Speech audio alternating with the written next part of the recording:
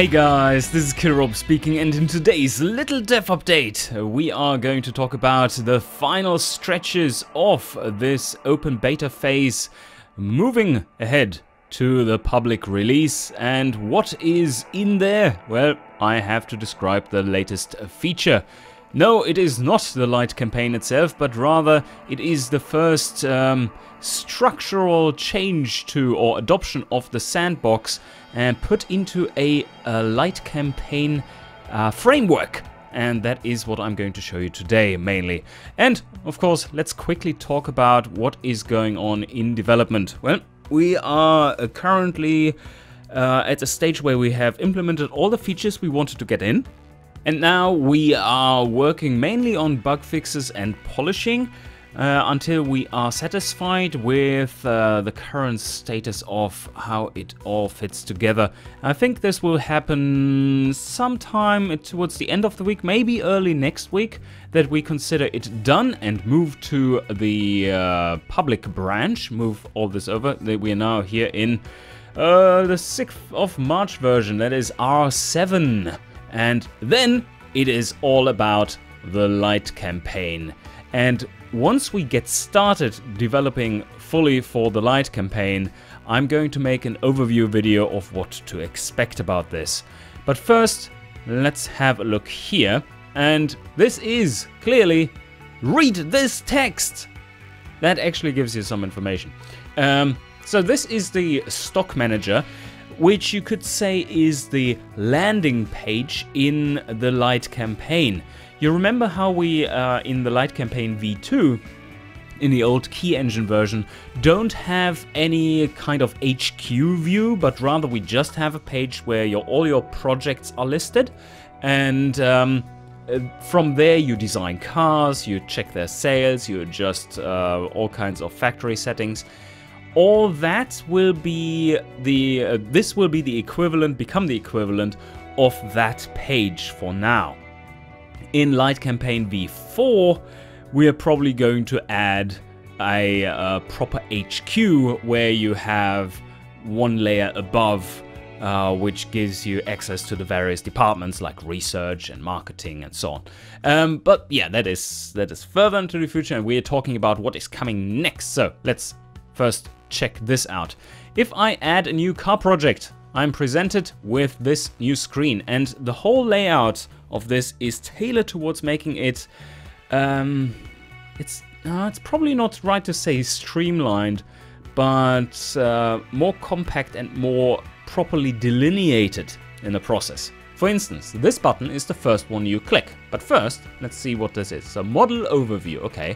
So we have a new model, and we call it the Blubber Boat, because it's a very comfortable car. Anyway, so this Blubber Boat is now being designed in year 2012. You can change the year up here, and no, you no longer can change it back to when Jesus was born, but rather that is limited to the game years now. That was a funny bug. Anyway, we have an empty main model, and that's the platform here, and you can edit it here. And that just gives you, well, these cars are still loading in. We have changed the ordering, as you see here, with one of the latest patches. Newest will always be on top, so that you don't always have to scroll down there. It was annoying. So, Blubber Boat. This looks like a blubber boat. Oh yeah, we have this new option, panel material, treated steel. Basically, that is the BMW equivalent, where they have like a ton of different baths for the car, including its panels, so that they all get treated by various chemicals and then washed and treated with another set and so on and so forth. That is not hot dip galvanization, which would like warp the steel and stuff. It's only that hot dip galvanization really can't be done with panels, but rather with chassis. So, or with very thick panels only. But anyway, so treated steel sounds good. You get the benefit of that being dirt cheap for materials, but engineering time and space requirements are a little bit on the high end side. You require at least a large factory to actually use this. Okay, so now we have designed our chassis, our platform, and that's all already. That's all. That's our model. This is how the model is defined. And this button will bring you back to the overview, or we add another one because this one should change to just go back to the overview. Currently, you only have to quit out. In the next, in R8, we are going to add these buttons. That will be good. So now you see you have the blubber boat and it's defined by its model. All cool. And now you see model facelifts. Oh, what is that? Yes, finally, we will get in the Lite Campaign V3 the ability for you to make one lineup of cars, different trims. And then when you think like, they could use an update, I would like to put in some new tech into those. Then you have the option to just create a facelift. Everything is grouped into facelifts now. So even the first introduction of the model is a facelift. It is denoted as such here, Mark 1.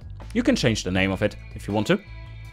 And now the first step is, you see here, you have one entry here, and that is an empty trim. First things first, we need to add an engine. Okay, so you have various options here. You can clone an engine. Oh, that's actually still the wrong text. You can clone an existing variant of an engine, any engine, that is, even if it's not part of this project, and that will make it such that that engine project will have a new facelift containing your new engine. And that also neatly brings us to the point, yes, engines will also be able to be reused and handled in different iterations of them. So you can have a block that is still from the 70s, and you have iterated upon the various engines that build on top of it. And that all works. That is all going to work nicely, so you don't have to waste so much engineering effort always making new engines. The familiarity system, of course, will remain in place, so you will get that bonus too. But anyway, let's start a new engine project for this one. And now you see, oh, we have a random engine family, variant 8, sitting here. Now let's edit it. Okay, I'm currently changing the names here. So this is the Blubberboat i6 family, and the 3500L. No, it doesn't have 3500 liters. Alright, that's a nice diesel-y engine. And now we only have the problem that it doesn't fit, because I chose transverse. But fear not, we just saved this one, and, well, auto-saved anyway. So this one now has this engine, even though it doesn't fit. It's just in the slot for that engine. And what we now can do, because we still only have one trim and not another facelift, we can change the model, modify it to longitudinal, and then it should fit. So there we go. Now it is longitudinal, and we can edit the engine again. And now it fits. So now that we have designed our first engine variant, and with it a new engine family, we can start editing the actual trim, our first trim, which will serve as a basis for our other trims. Yes, this looks nice and boaty. Perfect. Alright, the design is finished. Well, the ride height might be a little high. But we are not bottoming out, so I can lower it still. Yeah, that's good. Get a bit more sporty, this whale. We have changed around this a bit, basically just added a legend down here, so that you OCD people are resting a little easier. It's like, no, you don't have to get rid of all the warnings. You should just consider them if they are yellow, and you should take note of the blue stuff, while only the red stuff is really necessary to fix. But okay. We are all good. The Blubberboat, it's alive. It's alive, so we save it and we exit out. And then you see, oh, it's green now. This is the status indication. If it's red, it means it's incomplete. If it is green, it means it is ready to be signed off. And we can now just go in here and say clone contents, and we have our next one. And this is the only way to add a car, because we want to get rid of you guys not knowing about cloning cars and how very much easier that is compared to building a trim entirely new. You can also expand this section and actually compare these, and you will see how well you're scoring in the categories. If you are beyond 100, that means that you are better than the current best competitor in that market, of course. That is the true meaning of 100 here. But this is your best competitor currently, in the current market. And you still have years of engineering time in front of you. So you want to be well beyond 100 score to have a chance in the market that will be there when your car actually releases. Okay, so now we have the basic and the premium. And let me just make a quick super sports version of this one. And that will get a new engine as well. In order to do so, I again just clone the contents here, the basic one, and edit it. I could have cloned the premium too, of course. So we're changing a few things around. This will actually get a rear-wheel drive. So that's possible, of course. And a manual. And you now see the power loss again in the gearing graph. That is something we recently changed. Okay, well, our sporty variant has the least amount of considerations for the engineering warnings and stuff. But yes, so now we are done here. There's no forward. Why do I click it? We save this one. It's called the Sport. And we go back here. So now that I've designed all these, this is our first lineup, right? Oh, shit, I wanted to change the engine. That was one major thing. If I want to change the engine, I delete out this engine. And now I go in here and you see 3 buttons. Clone existing engine variant, it should read. And we want to clone this one and then change it. So that is done like this. We have this engine variant, so we double click this one. Now it is a clone, and now you can freely change the clone. Hey, I'm happy with this engine. That's the 3200R. And now you see this one is in the car. And of course, we need to recalculate this. This is something we need to work on. Potentially make them recalculate automatically. Holy! Alright, now it's a 5.3 second car. Not bad for a blubber whale. A blubber boat, sorry. A blubber boat. And now we are happy with our lineup. And let's say we have put it into production. So that would be the next step. Like, you are happy with this lineup, then you would have a timeline down here where there is the design phase, which we are in right now. Then there's the engineering phase, then the factory phase, then the distribution and marketing phase. And that will be part of, so basically what we have here is the first part of the main timeline for the Lite campaign. Just as you know it, but it's no longer all in one timeline, but rather split up into reasonable pieces like this, where you have your proper design page first, and from there go into the individual designers, instead of having it all in one single potentially confusing line. This gives you a much better overview overall, which is why we redesigned it to be like this in the first place. But okay, let's say it is now 2015 and you have had these just come into production, and let's see, it's now 2016, and 2016 you start like, I probably should make a facelift so that I in 2017 with a little update get a fresh lineup, because these are already at that point 5 years old.